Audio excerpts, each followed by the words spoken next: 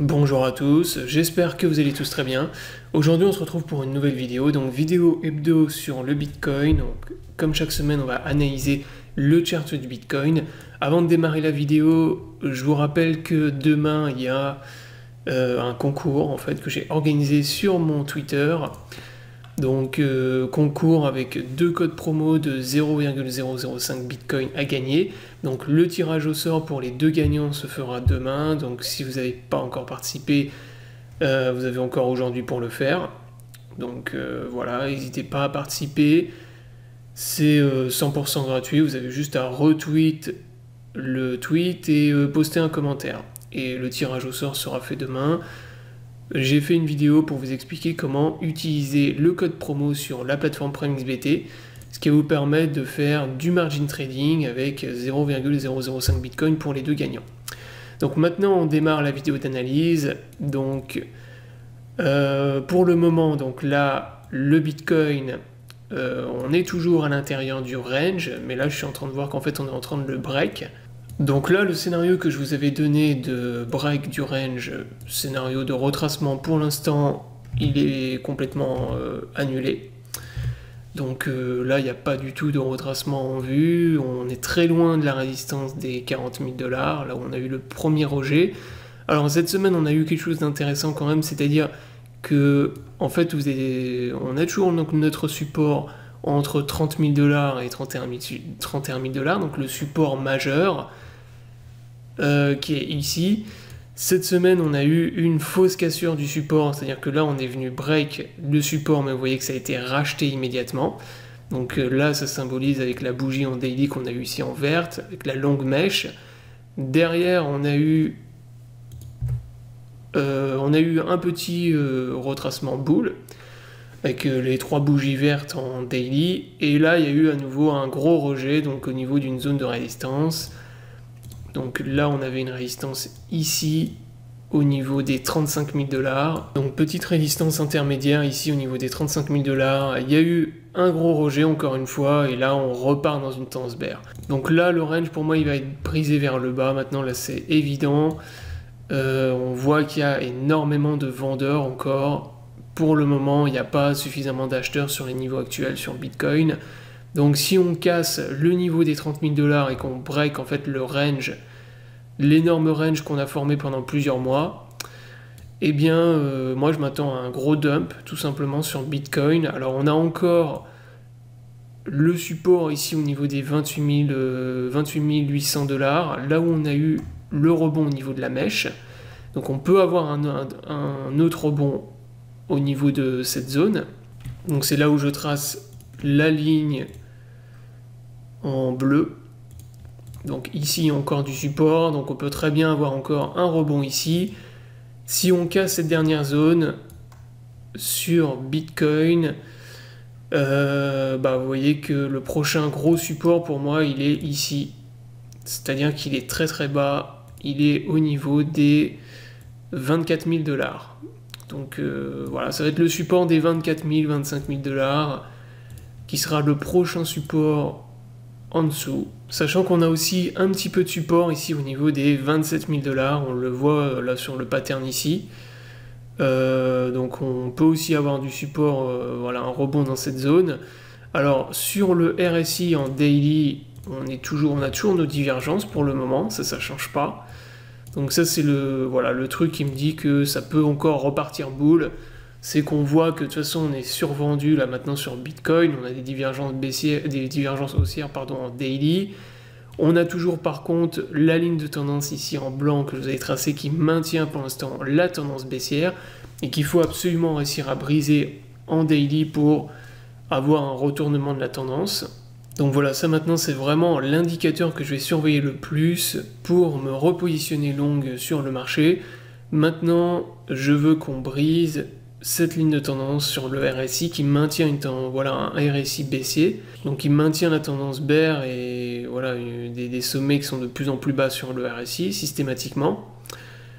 Donc dès qu'on aura brisé cette ligne de tendance en daily sur le RSI, moi je repasserai longue et boule sur les cryptos. C'est-à-dire que là, moi j'ai racheté un peu de crypto, je vous le dis. Même cette semaine, j'en ai racheté un peu vers les 32 000 $.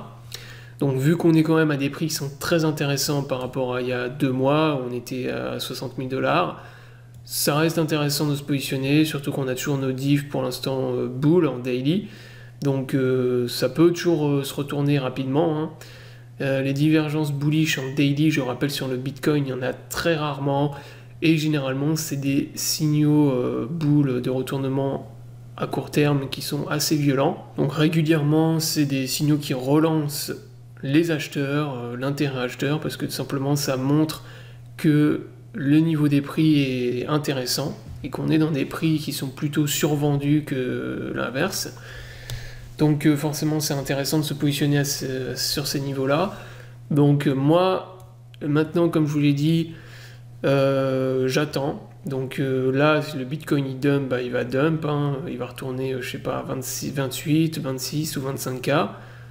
Et moi, j'attendrai maintenant la cassure de cette ligne de tendance sur le RSI en daily. Donc tant qu'on repasse pas au-dessus de cette ligne de tendance, c'est-à-dire à peu près, faudrait repasser à peu près au-dessus des 46-47 sur l'indicateur RSI. Tant que c'est pas le cas, pour moi, on est toujours dans une tendance bear, dans un bear market, et j'attendrai, je vais être patient et je vais attendre pour pouvoir long avec plus de liquidité. Donc toujours garder de la liquidité, hein, je le rappelle. Là, on ne sait absolument pas ce qui va se passer. Est-ce que le Bitcoin il va se retourner ou est-ce qu'il va enfoncer les supports et descendre beaucoup plus bas? On n'en sait rien, donc c'est toujours bien de garder toujours de la liquidité pour pouvoir se positionner dans des zones qui sont intéressantes, des zones de prix qui sont intéressantes. Alors également sur Twitter, je vous ai partagé une AT qui était intéressante dimanche dernier.